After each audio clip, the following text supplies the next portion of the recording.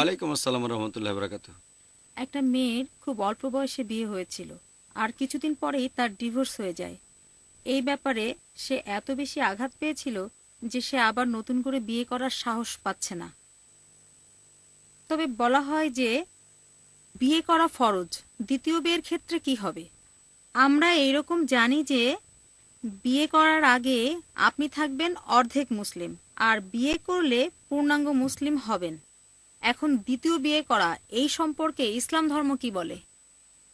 বোন, আপনি প্রশ্ন করলেন যে একজন মেয়ের বিয়ে হয়েছিল, কম বয়সে ডিভোর্স হয়ে যায়, আবার বিয়ে করা বাধ্যতামূলক কিনা। আপনি আরো বললেন বিয়ে করলে পুরো মুসলিম, না করলে অর্ধেক। আপনি নবীজির একটা হাদিসের কথা বলছেন যে বিয়ে অর্ধেক দিন পূরণ করে।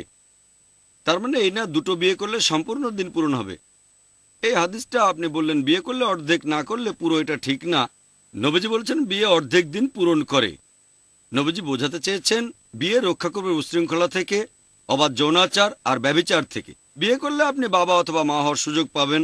বিয়ে করলে স্বামী বা স্ত্রীর দায়িত্ব পালন করার সুযোগ পাবেন। ইসলামে এটা গুরুত্বপূর্ণ। তাহলে বিয়ে একবার বা দুইবার করেন, তাতে অর্ধেক দিনই পূরণ হবে। এবারে আপনার প্রশ্নটাতে আসি। একটা মেয়ের বিয়ে হয়েছিল আর বেশ কম বয়সে তার ডিভোর্স হয়েছিল।